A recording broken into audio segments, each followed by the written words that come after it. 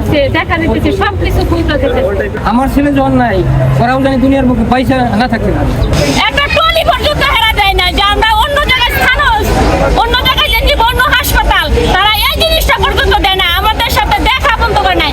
আমরা সবটা হাসপাতাল খুঁজছি একটা ডাক্তারের জন্য, কেন্দ্রা লাগাবার জন্য, হেরা আসে নাই। এরা তো কোনো রাজনীতি নেই, আমি চাই না কোনো রাজনীতি। আমার বুক খালি হয়েছে, আর কারো খালি না হয়। আমি এটা চাই। আমি প্রশাসন কিছুই চাই না, শুধু আমার ছেলে সঠিক বিচার এবং ফাঁসি চাই। আমার ছেলে যখন নাই ওরাও জানি দুনিয়ার বুকে পয়সা না থাকতে পারে। আমার এটুকুই দাবি। ঠিক আমার আর কোনো দাবি নেই, আমার এই একটা দাবি।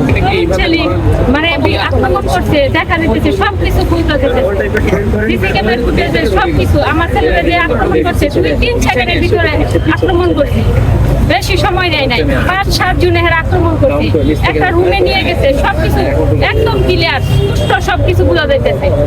আমার মানে আর কি বলবো, আমি আমার বলার ভাষা নাই। আমার একটাই দেশবাসী কাছে আমার একটাই দাবি, আপনারা যা ভালো মনে করবেন, আমার ছেলে জানি ন্যায় বিচার মানে আমি পাই, এটাই আমি চাই।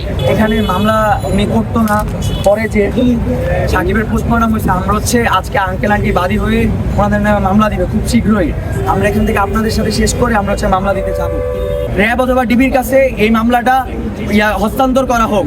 আমরা চাই অতি দ্রুত এই মামলা সুষ্ঠু তদন্ত হয়ে দোষীদেরকে আইনের আওতায় আনা হোক। আমি তখন চিনি সিসিটিভি ফুটেজে চিহ্নিত করা, আর হেডি আমি চিনি না, হেডি স্টুডেন্টরা চিনে। আমি তো এই জায়গায় থাকি না, আমি তো থাকি গ্রামের